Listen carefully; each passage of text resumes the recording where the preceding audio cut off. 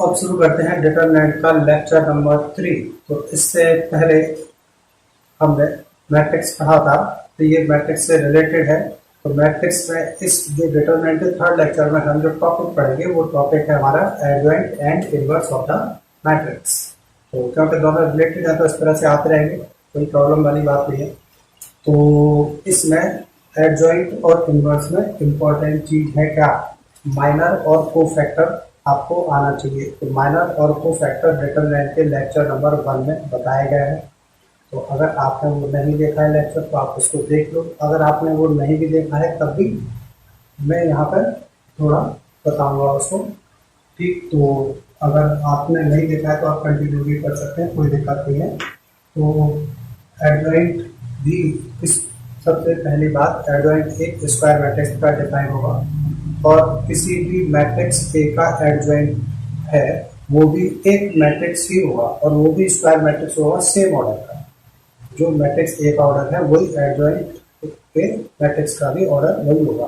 तो adjoint of a square matrix A, definition बता रहा हूँ मैं, adjoint of square matrix A, और मैट्रिक्स ए में एलिमेंट है A I J N cross N N के स्क्वायर मैट्रिक्स और एन रो है एन ऑर्डर है, is the transpose of the matrix. ये देखो ये मैट्रिक्स है सी आई जे और इसका ऑर्डर सेम है, is the transpose of the matrix C I J, ठीक है, within the bracket where C I J. इसमें सी आई जे होगा क्या, सी आई जे होगा जो एलिमेंट है ए आई जे उसका उस एलिमेंट का कोफैक्टर। ठीक है, तो कोफैक्टर से पहले आपको माइनर सॉल्व आना चाहिए। माइनर और कोफैक्टर भाई भाई है। तो माइनर में क्या है कि माइनर जैसे ए आई जे यानी कि ith रो और jth कॉलम का एलिमेंट हो गया, तो उस एलिमेंट को, जिस एलिमेंट का हमें माइनर पता करना है, उस एलिमेंट का रो और कॉलम डिलीट कर दो। रो और कॉलम डिलीट कर दिया तो बचा हुआ जो डिटरमिनेंट है, वही क्या होगा, वही डिटरमिनेंट होगा हमारा माइनर। और कोफैक्टर क्या होता है, कोफैक्टर होता है सी आई जे यानी कि ith रो और jth कॉलम का कोफैक्टर क्या होगा, एम आई जे, बिल्कुल माइनर के बराबर ही हो जाएगा।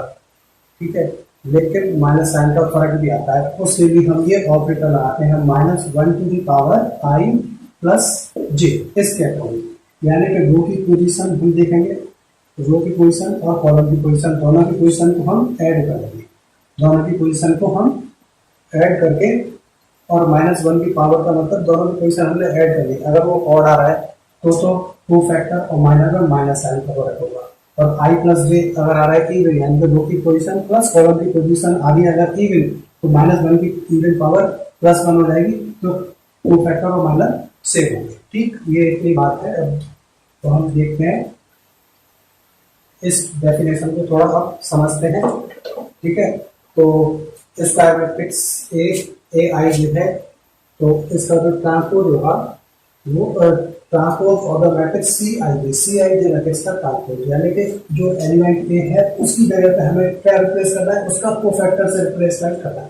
ठीक, बस तो कोफैक्टर से रिप्लेसमेंट करते ही तो मैट्रिक्स नहीं आएगी, कोफैक्टर से रिप्लेस करने के बाद में कौन सी मैट्रिक्स आएगी, मैट्रिक्स ऑफ कोफैक्टर, उसको बोलते हैं मैट्रिक्स ऑफ कोफैक्टर। लेकिन मैट्रिक्स ऑफ कोफैक्टर का अगर आप ट्रांसपोज कर दोगे तो क्या आ जाएगा, एडजॉइंट। ठीक है, तो जैसे ये हमारे पास में एक मैट्रिक्स है, ठीक है, A11 A12 A13, first row हो गया, सेकंड रो, इसी तरह से थर्ड रो। ठीक है, जैसे कि ये एलिमेंट है तो इस एलिमेंट को हम देखेंगे, अगर तो ये क्या है थर्ड रो में है और सेकंड कॉलम में, तो थर्ड रो इसकी रो की पोजीशन पहले है और कॉलम की पोजीशन बाद में। ठीक, तो अब इसी एलिमेंट का, तो अब हर एक एलिमेंट को मैट्रिक्स ऑफ कोफैक्टर देखो। अब ये है तो मैट्रिक्स ऑफ कोफैक्टर, क्या मैट्रिक्स ऑफ कोफैक्टर, कोफैक्टर की मैट्रिक्स, मैट्रिक्स ऑफ कोफैक्टर क्या होगी बेटा, मैट्रिक्स ऑफ कोफैक्टर होगी ये कि हर एक एलिमेंट को आप उसके कोफैक्टर से रिप्लेस कर दो। A11 को हम किससे, उसके कोफैक्टर C11 से रिप्लेस करेंगे। ठीक है, इसी तरह से A12 A13 को C13 से, A21 को C21 से, A21 को किससे रिप्लेस कर देंगे, C21 से, C22 C C23, C31, C32 और C32।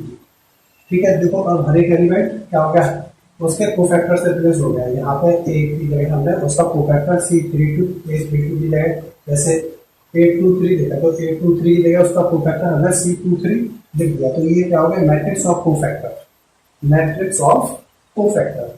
और इसका भी क्या ट्रांसपोज क्या है, is the transpose of matrix CIG। ठीक है, तो CIG ये जो मैट्रिक्स बन रही है, हर एक एलिमेंट को उसके कोफैक्टर से रिप्लेस करने पे इसी मैट्रिक्स को बोलते हैं मैट्रिक्स ऑफ कोफैक्टर। और इसका भी ट्रांसपोज, इसका ट्रांसपोज, तो इसका ट्रांसपोज क्या होगा, इसमें ये देखो फर्स्ट रो है, फर्स्ट रो को फर्स्ट कॉलम बना दो 1 1 1 2 1 3, तो C11 C12 C1, first row को क्या बना दिया हमने, फर्स्ट कॉलम। इसी तरह से सेकंड रो को सेकंड कॉलम बना दिया, सेम टू सेम। ये सेकंड रो है यहाँ पे, और इसी को हमने ऐसे ऐसे सेकंड कॉलम बना दिया। ठीक है, और ये थर्ड रो है, इसकी थर्ड रो है। ठीक है, इस थर्ड रो को थर्ड कॉलम बना दिया, C31 C32 C33। तो ये मैट्रिक्स ऑफ कोफैक्टर का क्या ट्रांसपोज, मैट्रिक्स ऑफ कोफैक्टर का ट्रांसपोज क्या होगा, एडजॉइंट ए होगा। तो ये मैट्रिक्स ए है, तो इसके एडजॉइंट ए इस तरह से डिनोट करते हैं, डेफिनेशन में वो लिख दिया है एडजॉइंट ए। तो इसको आप नोट कर लो फटाफट। ओके, इसको बिना एग्जाम्पल के समझना थोड़ा मुश्किल हो जाएगा, एक एग्जाम्पल और हो जाएगा तो पूरी तरह से बात क्लियर हो जाएगी। ठीक है, तो नोट करो इसको। तो ये है क्वेश्चन नंबर 1 एक्सरसाइज 4.5 का, और क्वेश्चन है ये 1 2 3 4। ये एक मैट्रिक्स है और इस मैट्रिक्स का हमें एडजॉइंट पता करना है। तो हम इसको मैट्रिक्स ए कंसीडर कर लेते हैं। ठीक, मैट्रिक्स ए मान लेते हैं। तो एडजॉइंट, अब ये हम कंपेयर करें तो ये क्या है, फर्स्ट रो फर्स्ट कॉलम का एलिमेंट है। तो हम इसके लिए M11 यानी कि फर्स्ट रो फर्स्ट कॉलम के एलिमेंट के लिए इसका माइनस हम क्या लिखेंगे, M11। तो ये इसका रो और कॉलम डिलीट कर देंगे, तो ये बनेगा क्या, केवल ये रह जाएगा, ये रो और ये कॉलम आपका डिलीट करके 4 रहेगा। और 4 1/1 का डिटरमिनेंट है। ठीक, तो ये जो डिटरमिनेंट है 4, तो इसकी वैल्यू तो केवल क्या होगी 4। ठीक, इसी तरह से ये 1 2, तो M 1 2 1 2, तो वो कितना होगा, आप इसमें इसको इसकी रो और कॉलम को डिलीट करोगे 3। ठीक है, तो 3 का डिटरमिनेंट वैल्यू 3 हो जाएगी। ठीक है, M21 अब सेकंड रो और फर्स्ट कॉलम को डिलीट कर दोगे तो 2 रह जाएगा। ये डिटरमिनेंट की वैल्यू 2 आ गई। और M कितना 2 2 M22, तो ये रो और ये कॉलम क्या कर दोगे, हटा दोगे, रह जाएगा 1, ये इसकी वैल्यू। ठीक, लेकिन ये तो माइनर आ गया आपके पास। अब को फैक्टर निकालने के लिए देखो C11 क्या होगा, -1 टू दी पावर 1 + 1 और M11। ठीक है, इसी तरह से C12, अब ऐसे ही लिखते हैं C12, यहाँ पर C12 -1 to the power 1 + 2 M12। रो और कॉलम जो I और J है उसकी पोजीशन को हम प्लस कर देंगे। इसी तरह से C13 -1 to the power 1 C21, यहाँ पे आएगा C21, तो 2 + 1 M21। और C22 -1 to the power 2 + 2 M22।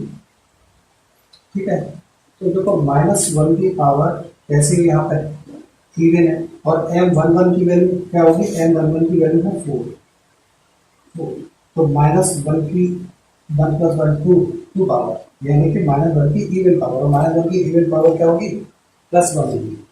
ठीक है, तो ये तो क्या हो गया 4 ही हो गया, ये तो +1 और इंटू +1। लेकिन यहाँ पे देखोगे तो 1 + 2 3, तो -1 को 3 टाइम्स इंटू करेंगे तो -1 आएगा, यानी कि -1 की कैसी पावर हो गई, और पावर। और M12 की वैल्यू कितनी है, M12 की वैल्यू है 3, M12 की वैल्यू कितनी है 3। ठीक है, और ये कितना है -1, तो ये कुल मिला के कितनी हो जाएगी -3। इसी तरह से 2+1 ये भी ओड है, और तो ये माइनस हो जाएगा, कुल मिला के ये क्या हो जाएगा माइनस, और M2 1 की वैल्यू है 2, तो ये कुल मिला के कितना हो गया -2, और इसी तरह से ये हो जाएगा 2 2 इवन है 1, तो ये 1 हो जाएगा, ठीक 1 हो जाएगा। अब मैट्रिक्स ऑफ कोफैक्टर अगर हम देखेंगे तो मैट्रिक्स ऑफ कोफैक्टर, ये देखो अगर हम इसको ऐसे ही लेते हैं, मैट्रिक्स ऑफ कोफैक्टर देखो, matrix of cofactor, matrix of cofactor में तो हर एक एलिमेंट को उसके कोफैक्टर से रिप्लेस कर रहे हैं, यानी कि 4 -3 और ये कितना -2 1। अब ये क्या किया हमने, हर एक एलिमेंट को उसके कोफैक्टर से रिप्लेस किया, माइनस से नहीं कोफैक्टर से रिप्लेस किया, तो इसका भी अब हम करते हैं ट्रांसपोज, तब आ जाएगा एडजॉइंट, यानी कि adjoint of matrix A equal to 4 -2 जो फर्स्ट कॉलम है, या 4 -3 जो फर्स्ट रो है, उसको क्या बना दो आप, फर्स्ट कॉलम बना दो 4 -3, ठीक, और -2 -1, तो सेकंड रो है -2 और 1 प्लस का, ठीक है, -2 और प्लस का 1, तो ये क्या बन गया हमारा एडजॉइंट ए, ठीक। तो ये बात आपको समझ आ गई होगी, आसान है, लेकिन इसका 3/3 का जो मैट्रिक्स है उसमें हमें इन्वर्स पूछा जाता है, तो उस समय 3/3 का एडजॉइंट निकाला जाता है, और ये 6 मार्क्स का आता है। तो ये लेक्चर आप अगर आगे कंटिन्यू करोगे, अच्छी तरह से समझ लोगे, तो 6 नंबर एकदम पक्के हो जाएंगे। उस सबसे आसान 6 नंबर है ये पूरे एनसीईआरटी में, ठीक। और थोड़ा कैलकुलेशन है लेकिन नंबर आसान है, अब इसको हटाता हूँ मैं और आगे बढ़ते हैं। एडजॉइंट को समझने के बाद अब हम इसकी एक इम्पॉर्टेंट थ्योरम पढ़ते हैं। तो थ्योरम ये है कि कोई भी स्क्वायर मैट्रिक्स अगर ए है तभी उसका एडजॉइंट डिफाइन होगा। तो एडजॉइंट ए इनटू मैट्रिक्स ए, एडजॉइंट की खुद एक स्क्वायर मैट्रिक्स होगी जो उतना ही ऑर्डर होगा जितना मैट्रिक्स ए का ऑर्डर है। तो adjoint A into matrix A, adjoint A into matrix ए, या फिर मैट्रिक्स ए को पहले मल्टीप्लाई करें, प्री मल्टीप्लाई हो मैट्रिक्स ए और पोस्ट मल्टीप्लाई एडजॉइंट ए, दोनों ही केस में ये दोनों बराबर होते हैं। और किसके बराबर होते हैं, determinant A into identity matrix. तो आइडेंटिटी मैट्रिक्स सेम ऑर्डर की होनी चाहिए for any square matrix A of order N. अगर ए का ऑर्डर एन है तो जो आइडेंटिटी मैट्रिक्स है उसका भी ऑर्डर एन होगा। तो इसका प्रूफ करेंगे हम। एक्चुअल प्रूफ क्या, थोड़ा वेरिफिकेशन दे रखा है, उसका वेरिफिकेशन इसलिए दे रखा है क्योंकि जनरल एन के लिए प्रूफ क्या है, कहते हैं 3/3 मैट्रिक्स के लिए प्रूफ कर दिया। 3/3 मैट्रिक्स के लिए प्रूफ ही सफिशिएंट है हमारा, तो 3/3 मैट्रिक्स का ही आता है और उससे हम बाकी को जनरल को समझ सकते हैं, ठीक है। तो ये हमने कोई मैट्रिक्स जनरल मैट्रिक्स ले लिया ए और ये उसका एडजॉइंट है। मतलब क्या एडजॉइंट कैसे आएगा कि ये जो एलिमेंट है जैसे 1 2 है, ठीक है, A12, इसकी जगह इसका कोफैक्टर लिखेंगे C12, ठीक है। तो ये क्या हो जाएगा, A12 की जगह हर एक एलिमेंट को उसके कोफैक्टर से रिप्लेस कर देंगे तो हमारा मैट्रिक्स ऑफ कोफैक्टर बन जाएगा और उसका ट्रांसपोज, यानी कि ये जो इस पोजीशन पे आ रहा है C12 वो यहाँ पे आ जाएगा, आप C12 की जगह आ गया इस तरह से। तो हर एक एलिमेंट को उसके कोफैक्टर से रिप्लेस करने के बाद हम ट्रांसपोज कर देंगे तो एडजॉइंट ए आ जाता है। तो अब हम इन दोनों में से कोई एक को भी क्या करते हैं, लेते हैं, जैसे कि A into adjoint A into adjoint A, ये क्या होगा, ए इंटू एडजॉइंट ए को लिख लेते हैं हम A11 A12 A13 A21 A22 A23 A31 A32 A33 और एडजॉइंट ए को इधर लेते हैं, एडजॉइंट ए है C11 C12 C13 C21 C22 C23 C31 C32 C33। इन दोनों का जब मल्टीप्लाई करेंगे तो देखो यहाँ पे एलिमेंट आएगा, वो क्या होगा, ये देखो फर्स्ट रो लगे और इसका first column, first row first column element को देखो, फर्स्ट रो हमने दे दिया A11 A12 और A13, इसमें हम क्या फर्स्ट कॉलम C11 और C12 C13, ठीक, और इनका प्लस, ये तो मल्टीप्लाई होगा, इसका फर्स्ट रो लेंगे, इसका फर्स्ट कॉलम, ठीक है। अब मल्टीप्लाई करने पे देखो A11 के साथ क्या हो रहा है, उसका कोफैक्टर इनटू है, 12 के साथ सेकंड एलिमेंट के साथ सेकंड एलिमेंट का कोफैक्टर और थर्ड एलिमेंट का के साथ है, थर्ड एलिमेंट का कोफैक्टर इनटू हो रहा है और उसका हो रहा है सम हो रहा है। तो ये वैल्यू जो होगी वो क्या होगी, जो मैट्रिक्स ए है उसके डिटरमिनेंट के बराबर होगी। ये क्या होता है, ये ध्यान रखो कि अगर एलिमेंट हम एक रो के सारे एलिमेंट ले लें और करस्पॉन्डिंग कोफैक्टर से उसको इनटू करके सम करते हैं तो क्या होगा, हमेशा डिटरमिनेंट की वैल्यू आएगी, यानी कि ये वैल्यू तो होगी क्या, डिटरमिनेंट ए। लेकिन अगर हम किसी दूसरे रो के कोफैक्टर से भी करते हैं इसको, किसी दूसरे रो के कोफैक्टर से, ध्यान दो दूसरे रो का कोफैक्टर क्या होगा, ये क्यों है, और दूसरे रो के करस्पॉन्डिंग कोफैक्टर ये देखो ये, अगर हम इसको इससे मल्टीप्लाई कर दें, ठीक, A11 C21 C21 दिया होगा यहाँ पे, ठीक है। इसी तरह से A12 और C22 और A13 और C23 सेकंड रो। अब ये एक्चुअली सेकंड रो के कोफैक्टर है, लेकिन फर्स्ट पोजीशन पे है, ये सेकंड पोजीशन का, ये थर्ड पोजीशन का, यानी कि करस्पॉन्डिंग कोफैक्टर तो है लेकिन किसके हैं, किसी दूसरी रो के हैं, उस रो के नहीं जिस रो के ये एलिमेंट है। तब इसकी वैल्यू आएगी क्या, जीरो। इसकी वैल्यू कितनी आएगी, जीरो। ठीक, तो ये इंपॉर्टेंट चीज है, ये डिटरमिनेंट का जो लेक्चर 1 है उसमें बताया गया है, तो वहां पर भी और यहाँ पर मैंने समझा दिया। तो अब इसके बाद में आपको कोई डाउट रहना नहीं चाहिए। तो देखो सबसे पहले उसमें तो ये आएगा हमारे पास क्या, C11 फर्स्ट रो और फर्स्ट कॉलम का करेंगे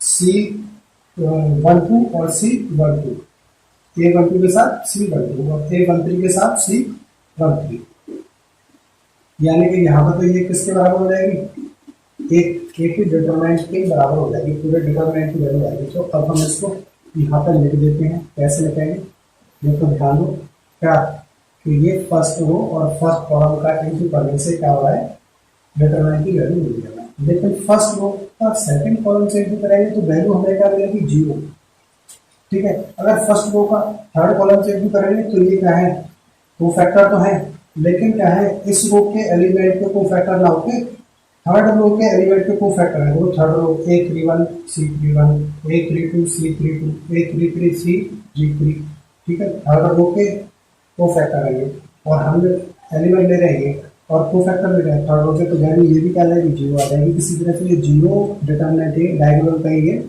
बनाएगा, बाकी जीरो की वैल्यू में डालेंगे, जीरो जीरो डिटरमिनेंट ए, ठीक, ये आ गया।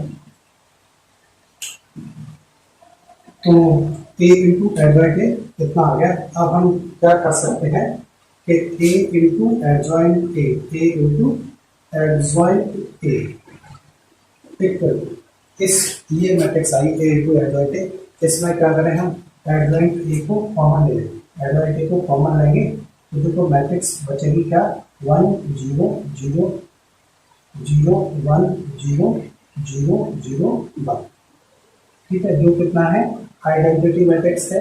तो हम यहाँ से ये कह सकते हैं कि A into adjoint A matrix A और एडजॉइंट ए ये भी एक मैट्रिक्स है, इन दोनों का इंटू करें तो डिटरमिनेंट ए इंटू आइडेंटिटी, ये आइडेंटिटी मैट्रिक्स है, वो सेम ऑर्डर की, ये भी 3 का है और आई भी 3 का है।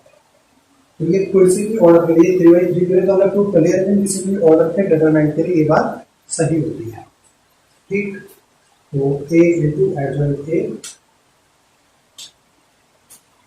इसको आप क्या करोगे, नोट कर दो, ठीक है, ये प्रूफ हो गया। अब इसको क्या करोगे, हटा दो, ठीक। तो ये रिजल्ट हमारा ये लिखा हुआ है तो बाकी को हटा दूंगा, ठीक है, रिजल्ट हो रहा है, तो बाकी तो सब हटा दिया, लेकिन जो थ्योरम प्रूफ हुई थी उसका रिजल्ट ये है।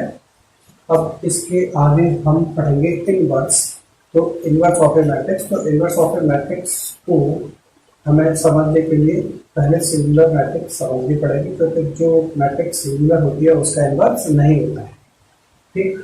तो ये देखो सिंगुलर मैट्रिक्स,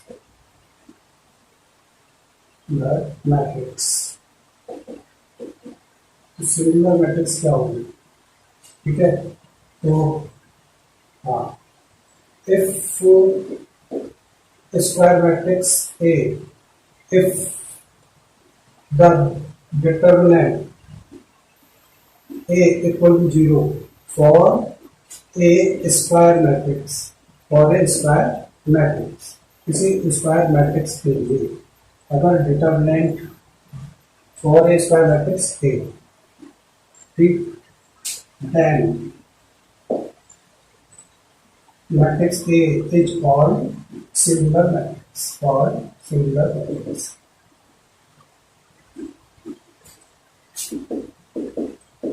ठीक है, एग्जाम्पल के तौर पर जैसे मैट्रिक्स ए है 2 3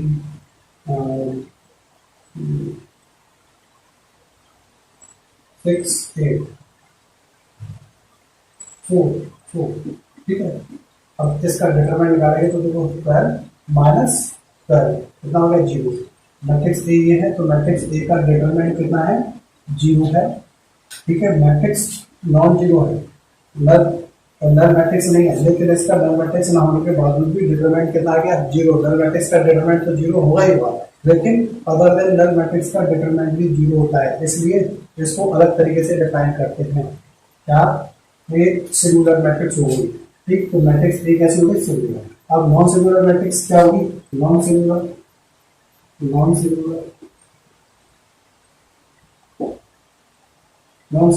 if determinant A is not equal to 0, यानी जिसका डिटरमिनेंट 0 नहीं है वो नॉन सिंगुलर हो गई, ठीक।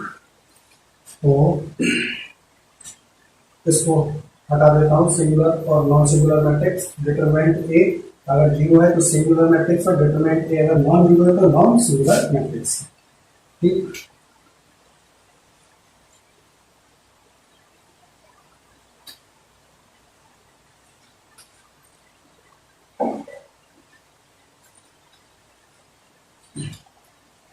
तो इनवर्स ऑफ ए मैट्रिक्स,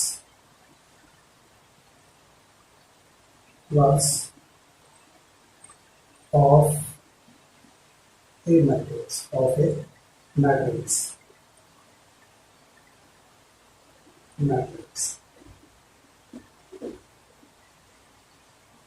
तो compulsory non singular matrix A को होना है तभी उसका इनवर्स एग्जिस्ट करेगा। तो ये क्या कहते हैं, इनवर्स में हम सबसे पहले लिखेंगे कि if A is non singular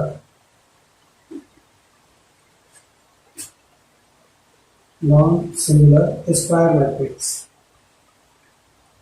non singular square matrix,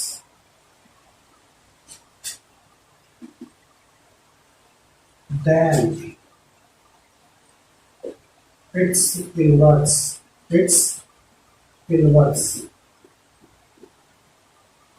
denoted H, कैसे डिनोट करेंगे A इनवर्स, ठीक है। एंड डिफाइन H, डिफाइन कैसे होगा कि A into A inverse equal to A inverse into A equal to क्या, आइडेंटिटी मैट्रिक्स, ठीक। यानी कि E हो गया हमारे पास, ठीक। ये इनवर्स की डेफिनेशन है। तो अब हम आगे इसमें देखेंगे रिलेशन, अब इनवर्स का और एडवर्स का आपस में रिलेशन होता है, तो वही पढ़ते हैं हम। रिलेशन बिटवीन, पहले रिलेशन पढ़ लेते हैं फिर इनवर्स निकालेंगे हम। Relation between adjoint A and A inverse, फिर दोनों में रिलेशन।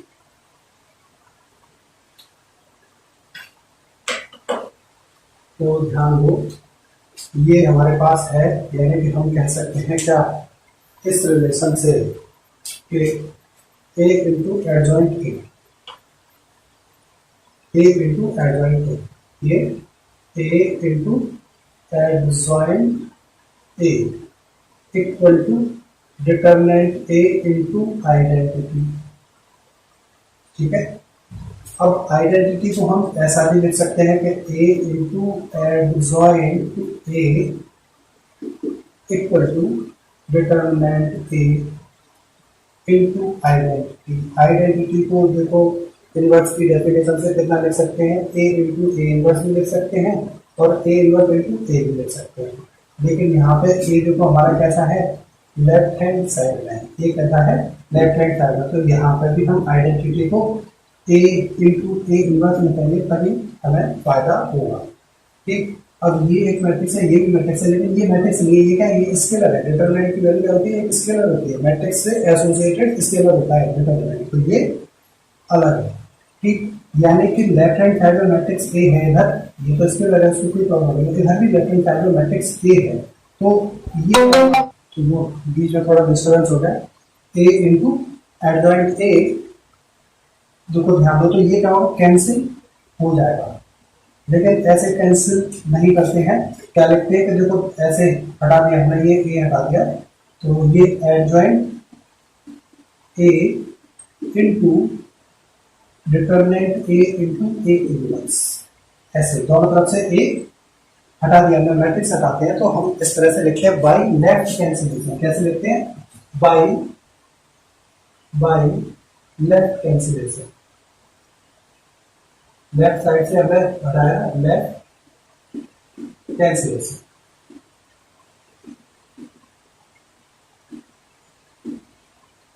ठीक, ये इसका ये मैट्रिक्स भी है, ये स्केलर है। ठीक, तो यहां से हमारे पास में ये बहुत ही इंपॉर्टेंट रिलेशन आ गया, क्या कि A inverse equal to adjoint A upon determinant of A. लेकिन ए कब डिफाइन होगा, जब ए नॉन सिंगुलर हो, यानी कि डिटरमिनेंट ए, तो यहाँ पे देखो डिटरमिनेंट ए डिनोमिनेटर में आ रहा है, तो डिनोमिनेटर में जीरो अलाउ नहीं होता, तो डिटरमिनेंट ए नॉन जीरो, यानी कि ए कैसी होनी चाहिए, कंपल्सरी नॉन सिंगुलर होनी चाहिए। तो if A is non singular square matrix, ध्यान दो, A is non singular square matrix, तभी इसका इनवर्स डिफाइन होता है, ए इनवर्स। ठीक, वो उसका रीजन ये है। ठीक, यानी कि यहाँ पे हम लिख सकते हैं कि ए मस्ट बी नॉन सिंगुलर। ठीक है, तो ए अगर नॉन सिंगुलर होगा तो मैट्रिक्स ए का इनवर्स एग्जिस्ट करेगा, और जिस मैट्रिक्स का इनवर्स एग्जिस्ट करता है उस मैट्रिक्स को बोलते हैं इनवर्टिबल मैट्रिक्स। ठीक है, यानी कि उसका इनवर्स एग्जिस्ट करता है, उसका इनवर्स निकाला जा सकता है। इनवर्टिबल मैट्रिक्स का इनवर्स निकाला जा सकता है, बाकी का नहीं निकाला जा सकता। ठीक है, तो इसको नोट कर लो, आपको कर लिया है तो ठीक है, नोट कर लिया तो हटाता हूं, और ध्यान दो इसमें ये बहुत ही इंपॉर्टेंट रिलेशन है, दोनों ये वाला और ये वाला। ठीक है, A inverse equal to adjoint A upon determinant A, और ए इनटू एडजॉइंट ए। अभी हम इसको और भी इस रिलेशन से और भी हमें थ्योरम प्रूव करना है, तो इसको अभी भी ध्यान रखना है, आपको याद ही रखना है इसको, तो हम करेंगे, लेकिन अब मैं इसको हटाता हूँ। ठीक है, और एक क्वेश्चन लेते हैं, तो क्वेश्चन इनवर्स फाइंड करने को आता है 3/2 का। ठीक है, तो 2/2 का इनवर्स तो बेटा बहुत आसान होता है, 2/2 का इनवर्स तो आप डायरेक्ट लिख सकते हो, उसके लिए आप फॉर्मूला याद कर लीजिए। ठीक है, तो पहले तो 2/2 के लिए मैं आपको फॉर्मूला बताता हूँ। ठीक है, तो 2/2 के लिए फॉर्मूला है ये कि अगर हमें कोई भी मैट्रिक्स दे रखी है ए बी सी डी, ठीक, तो इस मैट्रिक्स का एडजॉइंट भी डायरेक्ट निकाल सकते हैं। एडजॉइंट कितना होगा, एडजॉइंट ऑफ ए क्या होगा, ये देखिए एडजॉइंट ए के लिए डायरेक्ट फॉर्मूला। इन दोनों को तो आपस में चेंज करो, इन दोनों को क्या करना है, आपको चेंज करना है, ये चेंज करना है। ठीक, चेंज, ठीक है, और इनके क्या करना है, इनका साइन चेंज करना है, इन दोनों का साइन चेंज करना है। ये क्या करना है आपको, साइन चेंज, इन दोनों को आपस में बदल दो, तो डी को ऊपर पहुंचा दो, ए को नीचे, और बी सी ये ऐसे ही रहना, तो लेकिन इनका साइन बदल। ये तो हो गया एडजॉइंट ए। डिटरमिनेंट भी इसका काफी आसान होता है। डिटरमिनेंट ए देखेंगे तो क्या है, A D minus B C, A D minus B C, ये इसका डिटरमिनेंट हो जाएगा। और ए इनवर्स कितना हो जाएगा, ए इनवर्स कितना, अभी अभी हमने फॉर्मूला पढ़ा क्या, adjoint A upon determinant A. तो ये एडजॉइंट देखो आप, D minus B minus C A, और ये डिटरमिनेंट से डिवाइड कर दो, 1 upon A D minus B C. ठीक, ये कुछ भी वैल्यू होगी, अगर न्यूमेरिकल वैल्यू दे रखी तो 2 4 5 6 जो कुछ भी है, ठीक है, आप उसको यहाँ पे लिख दोगे। तो डायरेक्ट ये फॉर्मूला है, तो फॉर्मूले की तरह इसको ध्यान रखना है। ठीक है, adjoint and inverse of 2/2 matrix. ठीक, लेकिन 3/3 का मैट्रिक्स जो होगा उसके लिए हमें थोड़ी मेहनत करनी पड़ेगी, और मेहनत क्या करनी पड़ेगी, आता ही बेटा वही है, तो उसी को हमें क्या करना पड़ेगा, निकालना पड़ेगा। ठीक है, तो वो 3/3 का मैट्रिक्स में क्वेश्चन नंबर 9 करते हैं, एक्सरसाइज 4.5 का। तो एडजॉइंट और इनवर्स पढ़ने के बाद अब हम इसका एक क्वेश्चन करेंगे कि नहीं करेंगे, तो इसका एक क्वेश्चन करते हैं, क्वेश्चन नंबर 9 एक्सरसाइज 4.5। क्वेश्चन ये आपके सामने है। तो इसमें इस मैट्रिक्स का इनवर्स पता कराया गया है, वो भी एडजॉइंट मेथड से। तो एडजॉइंट मेथड में हमें सबसे पहले तो डिटरमिनेंट निकालना होगा। डिटरमिनेंट की वैल्यू अगर नॉन जीरो है तो क्या होगा, नॉन सिंगुलर मैट्रिक्स होगी, तब इसका डिटरमिनेंट एग्जिस्ट करेगा, और इनवर्स तब इसका डिटरमिनेंट जीरो होगा और इनवर्स एग्जिस्ट करेगा, मैट्रिक्स इनवर्टिबल होगी। लेकिन जब क्वेश्चन बड़ा हो, इनवर्स पूछा ही गया हो, कंपल्सरी आपको निकालना ही हो, या आगे एक्सरसाइज जिसमें कि इक्वेशन का सॉल्यूशन करते हैं, तो वहाँ पे आप डायरेक्ट क्या करोगे, आगे बढ़ोगे, क्योंकि डिटरमिनेंट शुरुआत में निकालने में कैलकुलेशन मिस्टेक हो सकती है, लेकिन अगर आप कोफैक्टर कैलकुलेट कर लोगे तो बहुत आसानी से डिटरमिनेंट निकल जाएगा। ठीक है, तो सबसे पहले हमें क्या कोफैक्टर्स निकालने हैं। कोफैक्टर्स निकालने के बाद में फिर मैट्रिक्स ऑफ कोफैक्टर, लेकिन मैट्रिक्स ऑफ कोफैक्टर नहीं निकालते, हम डायरेक्ट मैट्रिक्स ऑफ कोफैक्टर का ट्रांसपोज करते हैं, वही एडजॉइंट होता है। तो हम कोफैक्टर निकालते हैं सबसे पहले। तो कोफैक्टर सबसे पहले ये देखो कौन सी पोजीशन का एलिमेंट है, 1 1, फर्स्ट रो फर्स्ट कॉलम, तो 1 1। तो हम इसके लिए कोफैक्टर लिखेंगे C11, और C11 कितना होगा, C11 देखो यहाँ पे लिख देते हैं हम, फर्स्ट रो और फर्स्ट कॉलम को हटा देंगे, तो ये बचेगा हमारे पास, फर्स्ट रो और फर्स्ट कॉलम हटा दिया हमने, ये देखो -1 0, -1 0 और 2 1, 2 1। ठीक, अब C12 निकालेंगे, first row second column, first row second column, first row और सेकंड कॉलम हटा दिया हमने, फर्स्ट रो हटा दिया, सेकंड कॉलम हटा दिया, तो 4 -7 0 1। ठीक है, 4 -7 0 1। एक और चीज, अब ये तो बेटा क्या है, ये माइनर है, अगर उस जिस एलिमेंट का हम कोफैक्टर निकाल रहे हैं तो उससे पहले उसका माइनर निकालते हैं। माइनर क्या होता है, रो और कॉलम, उस एलिमेंट की रो और कॉलम को हटा दे, बाकी जो बचा उसका डिटरमिनेंट क्या होगा, माइनर होगा। लेकिन माइनर और कोफैक्टर में माइनस साइन का फर्क होता है, जैसे कि C12 की बात करेंगे हम, तो C12 क्या होगा, -1 की पावर 1 + 2 × M12। तो ये तो देखो M12 लिखा हुआ है, और -1 की पावर कैसे हो गई, रो और कॉलम की पोजीशन को ऐड करने पर और हो गई, कैसे हो गई, और तो और हो गई, तो ये क्या हो जाएगा, ये पूरा -1 की 3 पावर माइनस हो जाएगी, और कोफैक्टर और माइनर में देखो कैसा, ये माइनस होगी, -M12, माइनस साइन का फर्क आएगा, तो यहाँ पर माइनस।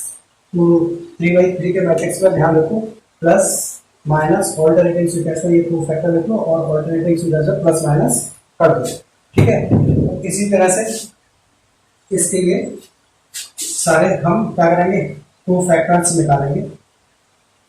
सारे कोफैक्टर्स निकालने के बाद में फिर हम डिटरमिनेंट निकालेंगे, इसका मैट्रिक्स ए का डिटरमिनेंट निकालेंगे, फिर एडजॉइंट निकालेंगे। कोफैक्टर आ जाएगा तो मैट्रिक्स ऑफ कोफैक्टर का ट्रांसपोज होता है एडजॉइंट, और फिर ए इनवर्स का फॉर्मूला होता है adjoint upon determinant.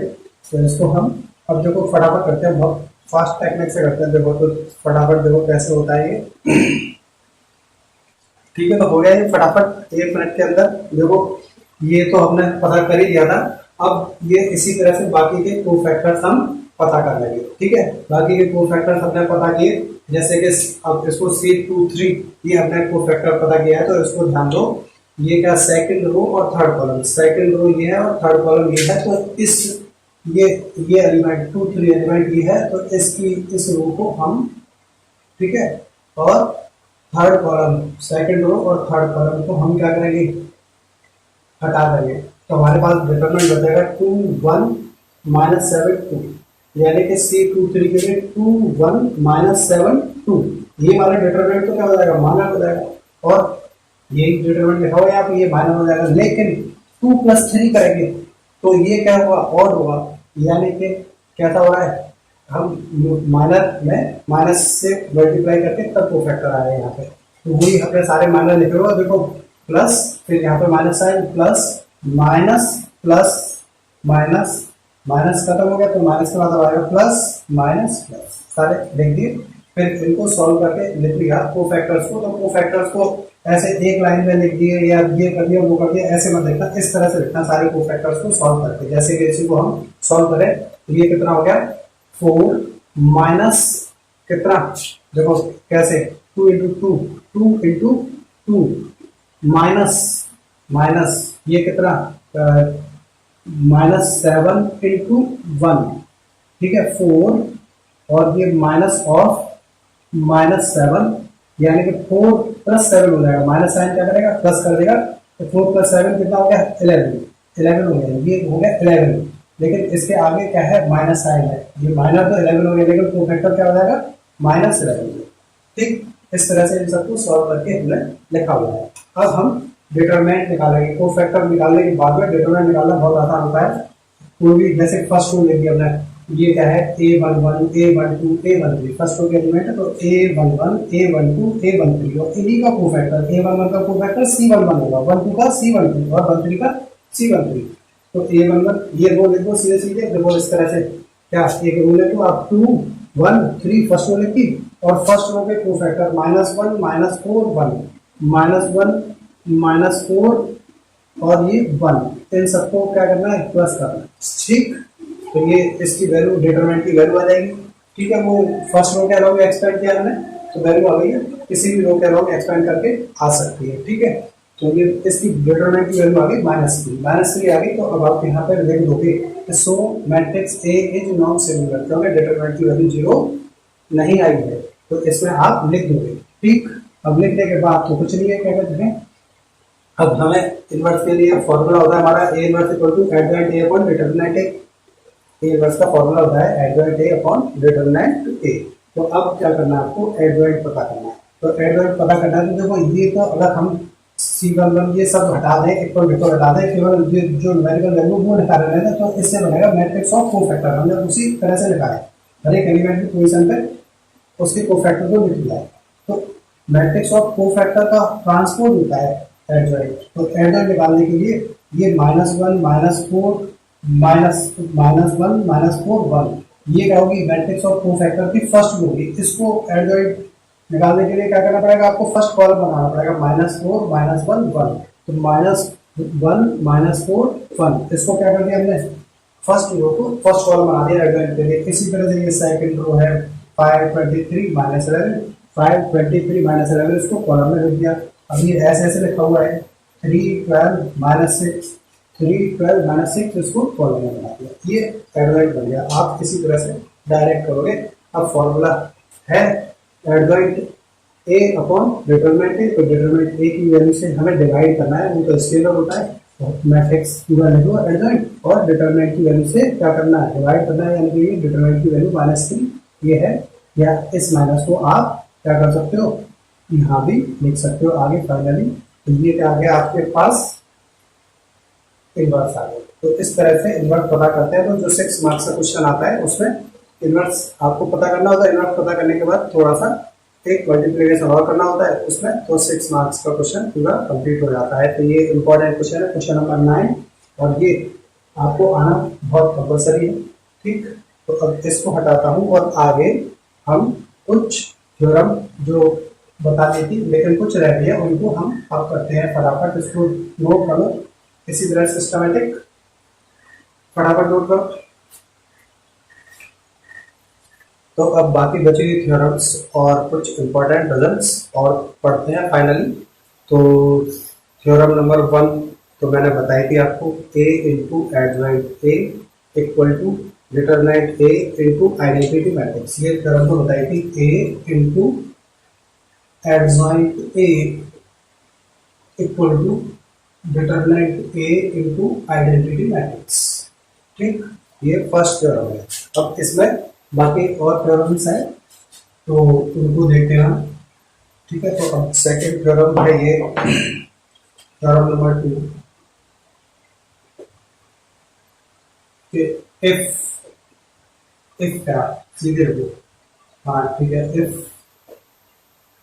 Determinant matrix A का determinant equal to is not equal to 0 and matrix B है उसका भी डिटरमिनेंट, मैट्रिक्स बी का डिटरमिनेंट नॉन जीरो, यानी कि मैट्रिक्स ए और बी नॉन सिंगुलर मैट्रिक्स है। ठीक, नॉन सिंगुलर मैट्रिक्स है और सेम ऑर्डर की है, देन तब क्या होगा, देन ए बी का डिटरमिनेंट, ए बी का डिटरमिनेंट बी कैसा होगा, नॉन जीरो होगा, एंड बी ए और बी ए का डिटरमिनेंट भी क्या होगा, नॉन जीरो होगा। ए बी का डिटरमिनेंट और बी ए का डिटरमिनेंट, दोनों का डिटरमिनेंट कैसा होगा, नॉन जीरो होगा। ठीक, हाँ, और इसके लिए where A and B are the square matrix of same order, square matrix of same order. Same order की स्क्वायर मैट्रिक्स क्यों कहा है, क्योंकि ये ध्यान दो, ए बी अगर सेम ऑर्डर की नहीं होगी स्क्वायर मैट्रिक्स तो ए बी डिफाइन हो सकता है और हो सकता है बी ए डिफाइन ना हो। समझ में आई बात की? तो ए बी और बी ए तो दोनों तभी डिफाइन होंगे जब कैसे होंगे, ए बी, ए और बी दोनों ही क्या होंगी, स्क्वायर मैट्रिक्स होंगी सेम ऑर्डर की, तब उनका डिटरमिनेंट भी कैसा होगा, नॉन जीरो। ए बी का डिटरमिनेंट नॉन जीरो, बी ए का डिटरमिनेंट नॉन जीरो, यानी कि डिटरमिनेंट बी ए मैट्रिक्स है वो नॉन जीरो है उसका डिटरमिनेंट, यानी कि वो नॉन सिंगुलर है। यानी कि नॉन सिंगुलर मैट्रिक्स को अगर मल्टीप्लाई करें तो उनका प्रोडक्ट भी नॉन सिंगुलर होगा, कहने का मतलब है ये। तो थ्योरम नंबर 2। अब थ्योरम नंबर 3 है इस पर, थ्योरम नंबर 3 कि A B, A into B matrix को क्या करते हैं हम, दो मैट्रिक्स, मैट्रिक्स ए और मैट्रिक्स बी को मल्टीप्लाई करते हैं। ठीक है, और फिर उसका डिटरमिनेंट ले रहे हैं, क्या, उसका determinant equal to determinant A into determinant B, यानी कि दोनों मैट्रिक्स का डिटरमिनेंट हम अलग अलग निकाल लें और अलग अलग निकालने के बाद उनको मल्टीप्लाई करें, या पहले ही दोनों मैट्रिक्स को मल्टीप्लाई कर लें तो दोनों रिजल्ट बराबर आएंगे। लेकिन सबके लिए नहीं, ध्यान दो, सबके लिए नहीं। फिर यहाँ पर पेज है मैट्रिक्स में, प्रोडक्ट में पेज होते हैं बहुत ज़्यादा, तो इसमें ध्यान दो कि ए और बी कैसे होंगे, square matrix of same order. ठीक है, अब ए और बी मतलब ए तो डिफरेंट, ए और बी डिफरेंट ऑर्डर के हैं, तो ये 3/3 का, ये 2/2 का है, तो दोनों का डिटरमिनेंट आ जाएगा और दोनों के डिटरमिनेंट का प्रोडक्ट हम निकाल लेंगे। ठीक है, लेकिन उस केस में ए भी डिफाइन नहीं होगा, प्रॉब्लम है कि नहीं? हाँ, ऐसा भी हो सकता है कि देखो ए और बी स्क्वायर मैट्रिक्स से नहीं है, लेकिन इनका प्रोडक्ट कैसा स्क्वायर मैट्रिक्स है, जैसे कि ये है 1 2 3 एक रो मैट्रिक्स और ये है एक कॉलम मैट्रिक्स 2 3 1। ठीक है, अब ये इन दोनों का प्रोडक्ट 3/3 का स्क्वायर मैट्रिक्स आता है, ना तो ये स्क्वायर मैट्रिक्स है ना ये स्क्वायर मैट्रिक्स है, ए है ये बी है, लेकिन ए बी, ये ए बी कैसा है, स्क्वायर मैट्रिक्स है, तो इसका डिटरमिनेंट आ जाएगा, लेकिन ए का डिटरमिनेंट नहीं आएगा, बी का डिटरमिनेंट नहीं आएगा, फिर डिटरमिनेंट तो स्क्वायर मैट्रिक्स का डिफाइन होता है। ठीक है, तो ये चीज इसमें यहाँ पे ध्यान रखिए कि रिजल्ट ट्रू कब होगा, जब हाँ फॉर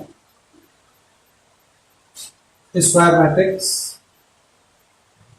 और square matrix matrices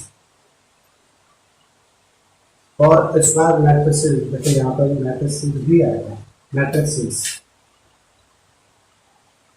for square matrices of same order,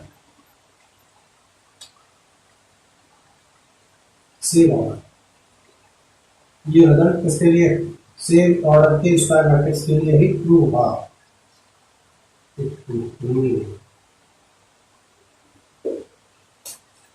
ठीक, तो थ्योरम नंबर 2, थ्योरम नंबर 3। अब इसके इंपॉर्टेंट रिजल्ट्स आएंगे। तो इंपॉर्टेंट रिजल्ट्स में ध्यान दो। एडजॉइंट के रिजल्ट्स देखो पहले, ठीक है। तो important results of adjoint, adjoint के तो नंबर 1 में तो हम देखो एक थ्योरम फर्स्ट थी, तो ए इंटू एडजॉइंट ए की वैल्यू वो एक इंपॉर्टेंट रिजल्ट है। लेकिन अब ध्यान दो कि एडजॉइंट ए एक्चुअल में ये भी एडजॉइंट किसी मैट्रिक्स का एडजॉइंट भी एक मैट्रिक्स होती है, इसका डिटरमिनेंट, इसके डिटरमिनेंट की वैल्यू होगी determinant A to the power N minus one, क्योंकि होगी determinant A to the power N minus one. ये इसका प्रूफ भी करेंगे हम अभी एनसीईआरटी में गिवन है इसका प्रूफ, ठीक है। और ये थ्योरम भी गिवन है, लेकिन एक दो थ्योरम और लिख लो, ठीक है। नंबर 2, अब ये लिखा है तो ये भी लिख लो, क्या एडजॉइंट, एडजॉइंट दो बार adjoint, adjoint adjoint A equal to कितना होगा, determinant A to the power N minus two into matrix A, into matrix, ठीक है। अब ये मेंस और एडवांस के लिए, ये एनसीईआरटी के लिए तो ये बहुत है, लेकिन मेंस और एडवांस के लिए, ये मेंस एडवांस के लिए इंपॉर्टेंट फॉर्मूला है, ठीक है। और मेंस और एडवांस के लेक्चर में इसका डिटेल में प्रूफ भी कराऊंगा मैं, अभी इसका तो कराऊंगा, ठीक है। नंबर 3 में ये एडजॉइंट, एडजॉइंट ए, ये सेम चीज, लेकिन इसके डिटरमिनेंट की वैल्यू कितनी होगी, इसके डिटरमिनेंट की वैल्यू होगी determinant A to the power N minus one. अभी ध्यान दो, अभी कहानी खत्म नहीं हुई है। Determinant A to the power N minus one का होल स्क्वायर, ठीक है। अब ये देखो, एक बार एडजॉइंट था तो एन माइनस वन की होल पावर 1 थी, ठीक है। दो बार एडजॉइंट है तो एन माइनस वन की होल पावर 2 हो गई है। अगर ये r टाइम्स हो जाए एडजॉइंट, ये भी एक रिजल्ट है, ठीक है। अब एनसीईआरटी पढ़ रहे हो इतना ही होता, ज्यादा दिमाग में जाओ। Adjoint adjoint A equal to determinant A to the power N minus one का होल स्क्वायर, ये भी एक इंपॉर्टेंट रिजल्ट है, ठीक। 4th नंबर पे देखेंगे हम, ये इंपॉर्टेंट है क्या, कि एडजॉइंट, एडजॉइंट ऑफ किसका, A B matrix, A B, A और बी दोनों को हमने इंटू कर दिया, फिर उसका एडजॉइंट दिया, तो वो एक्चुअल में कितना होगा, adjoint of B, adjoint of B पहले आएगा और एडजॉइंट ऑफ ए बाद में आएगा, रिवर्सल लॉ फॉलो करेगा, ट्रांसपोज भी करेगा, ठीक, ध्यान रखना, ठीक है। इनवर्स में भी इसी तरह से रिवर्सल लॉ होगा।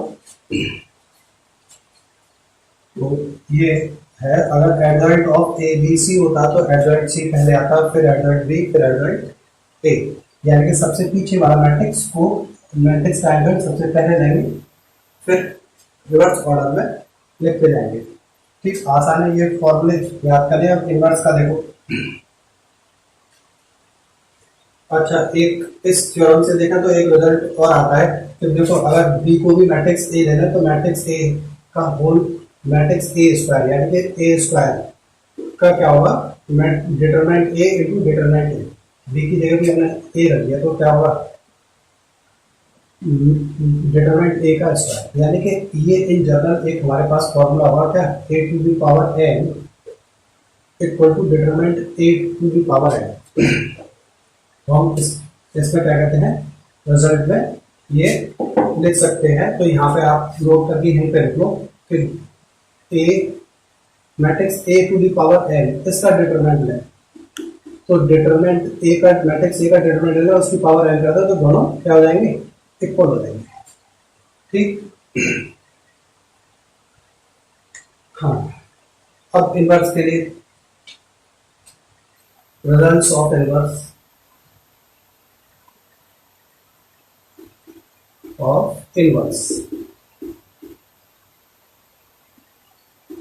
इनवर्स का तो इनवर्स के रिजल्ट्स में ध्यान दो।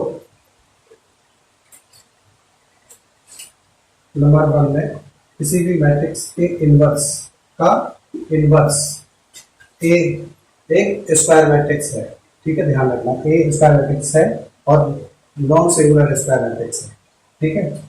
तो ये ए इनवर्स का इनवर्स भी क्या हो जाएगा, ए हो जाएगा। नॉन सिंगुलर स्क्वायर मैट्रिक्स होनी चाहिए तभी ये सारे इनवर्स वाले रिजल्ट सही होंगे। नंबर 2 ए इंटू बी का whole inverse equal to B inverse बेटा पहले आएगा, फिर से रिवर्सल लो, बी इनवर्स पहले आएगा और ए इनवर्स बाद में आएगा, ठीक है। तो ये दो रिजल्ट हो गए इनवर्स के। नंबर 3 रिजल्ट देखें तो ए इनवर्स का अगर हम डिटरमिनेंट पता करना चाहते हैं, हमारे पास में ए का डिटरमिनेंट है, तो डिटरमिनेंट ए का इनवर्स नहीं, ये पावर -1 है, ऐसे मतलब को क्या कहते हैं, देखो इनवर्स ऑफ डिटरमिनेंट देखते रहोगे कहीं दिखाएगा नहीं, 1 अपॉन डिटरमिनेंट ऑफ ए। ये ए इनवर्स है, ये ए की पावर -1 नहीं है, देखो जैसे ये है ना इसमें, तो एन यहाँ पर -1 नहीं है, ये ए का इनवर्स, ठीक, हाँ ठीक है। तो इनवर्स के ये रिजल्ट्स हैं और ये एडजॉइंट के रिजल्ट्स हैं, ये आपको याद रखते हैं। और फाइनली मैं इसका प्रूफ और बताता हूँ, तो ऊपर से इसको हटा देता हूँ।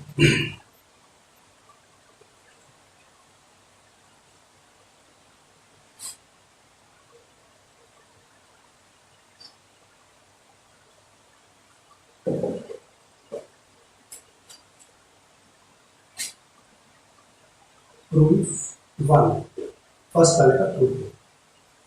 हमें क्या प्रूफ करना है, एडजॉइंट ए की डिटरमिनेंट वैल्यू पता करनी है, जबकि ये तो हमें पता है, वी हैव क्या है हमारे पास A into adjoint A into adjoint A equal to कितना होगा, A determinant into identity matrix. यहाँ पे तो कोई प्रॉब्लम नहीं है, ठीक है। अब हम इसमें क्या, अच्छा केवल ये चाहते हैं क्या एडजॉइंट, तो ठीक है। यहाँ से एक काम करते हैं कि डिटरमिनेंट ए और आइडेंटिटी की मैट्रिक्स की जगह हम लिखते हैं कितना, अब ये एक सेकंड, आइडेंटिटी मैट्रिक्स यहाँ पर लिख लो, कितनी होगी, ये वाला तरीका सही रहेगा, 1 0 0 0 1 0 0 0 1, ठीक है। अब ये स्केलर है, ये तो 2 3 4 इस तरह से एक स्केलर क्वांटिटी की तरह है, तो मैट्रिक्स का अंदर इंटू करेंगे तो सारे एलिमेंट क्या हो जाएंगे, ध्यान दो वी हैव, इसके लिए ये हम n = 3 के लिए प्रूव कर रहे हैं, ये डिटरमिनेंट ए था बाहर, ये डिटरमिनेंट ए हो जाएगा अंदर, यहाँ पर भी क्या हो जाएगा डिटरमिनेंट ए हो जाएगा और यहाँ पर भी डिटरमिनेंट ए हो जाएगा, यानी कि हम 3/3 का मैट्रिक्स लेके चल रहे हैं, ठीक है। तो इससे क्या होगा कि इसकी अब इसका a into adjoint A into adjoint ए, इसका हम डिटरमिनेंट लें, ये तो मैट्रिक्स है, इसका डिटरमिनेंट लें तो क्या होगा, ये डिटरमिनेंट आएगा बेटा, determinant A 0 0 0 determinant A 0 0 0 determinant A. Actually में ये क्या हो गया, एक ये डायगोनल में ही एलिमेंट है, इसको डिटरमिनेंट कैसे भी निकाल लो, ये डिटरमिनेंट ए, तो फिर क्या कहते हैं डिटरमिनेंट ए का स्क्वायर -0 और फिर ये दोनों 0 0, तो कुल मिला के क्या आ जाएगा, ये डिटरमिनेंट ऑफ ए का होल क्यूब आएगा। क्यों, सही बात है कि नहीं, डिटरमिनेंट ऑफ ए का क्या आएगा, होल क्यूब, ठीक है। इसकी डिटरमिनेंट वैल्यू किसी भी तरीके से निकाल सकते हैं। और एक चीज और ध्यान रखो कि ये क्या कहते हैं, डायगोनल वाले जो एलिमेंट है यही है, बाकी नॉन डायगोनल एलिमेंट सारे 0 हैं, और डायगोनल एलिमेंट जो भी हैं, तो इसको अगर मैट्रिक्स में देखा तो ये मैट्रिक्स कौन सी हो गई, ये हो गई स्केलर मैट्रिक्स, ठीक है। स्केलर मैट्रिक्स के अलावा डायगोनल मैट्रिक्स भी, डायगोनल मैट्रिक्स का मतलब यहाँ यहाँ यहाँ सब जगह पे क्या है, नॉन जीरो एलिमेंट है, और ये बाकी एलिमेंट कैसे हैं, 0 है। तो इस तरह के मैट्रिक्स का डिटरमिनेंट या इस तरह के डिटरमिनेंट की वैल्यू सीधे सीधे उसके डायगोनल एलिमेंट को मल्टीप्लाई कर दो, बस खत्म। ठीक है, तो चाहे तुम कैसे भी निकाल लो, ठीक है, कोई दिक्कत नहीं है। और इसको देखो, इसको अभी ये बताया था ना, A B determinant equal to determinant A into determinant B, अभी बताया था। ठीक है, तो हम इसको इस तरह से लिख सकते हैं। देखो ये पहली मैट्रिक्स है, ये दूसरी मैट्रिक्स है, तो फर्स्ट वाले मैट्रिक्स का determinant into B, matrix B का काम यहाँ पे क्या कर रहा है, एडजॉइंट ऑफ मैट्रिक्स ए। ठीक, अब ये क्या होगा, एक कम हो जाएगा सर, ठीक है, एक पावर कम हो जाएगी। ठीक है, तो ये हम इसको हम इधर इस तरह से लिख सकते हैं। तो वो कैसे लिखेंगे,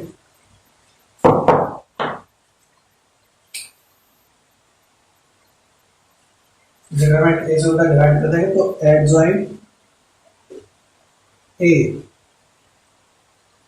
equal to determinant A to the power 3 minus 1, ऐसे लिखेंगे। ये एक उधर नीचे जाएगा तो ऊपर पावर 3 है, नीचे पावर 1 होगी 3 माइनस 1। ठीक है, तो 3 माइनस 1 हो गया, यानी कि ये तो किसके लिए है, एन इक्वल टू 3 के लिए है। ठीक है, हाँ, तो फॉर ऑल एन, सारे एन को समझने के लिए फॉर ऑल एन। ठीक है, adjoint adjoint A equal to कितना हो जाएगा, determinant A to the power N minus 1। ठीक है, तो ये इसका प्रूफ है, थोड़ा सिंपल तरीके से 3/3 की मैट्रिक्स लेके कर दिया है। ठीक है, n/n स्क्वायर मैट्रिक्स लेके भी कर लेते हैं, लेकिन कोई दिक्कत नहीं है, समझने के लिए इतना ही काफ़ी है। ठीक, तो बेटा ये वाला लेक्चर आपका ख़त्म होता है। लेक्चर ख़त्म हो गया है तो आप एक्सरसाइज 4.5 करोगे या नहीं करोगे, तो 4.5 एक्सरसाइज कर लेना। ठीक है, सारे क्वेश्चन ट्राई करना। एक्सरसाइज ये अगर आपने करीब समझ लिए तो एक्सरसाइज आसान है, हाँ कुछ कैलकुलेशन जरूर है, तो क्वेश्चन धीरे धीरे ट्राई करना। ठीक है, जो क्वेश्चन नहीं आता है उसका वीडियो सॉल्यूशन आप देख सकते हो। ठीक है, हाँ, लेकिन जो क्वेश्चन नहीं आ रहा उसी का देखना, ऐसा नहीं करके देखने लगे। ठीक, ठीक है, तो क्वेश्चन ये सब कुछ नोट करो और ये लेक्चर आपका खत्म होता है। ठीक।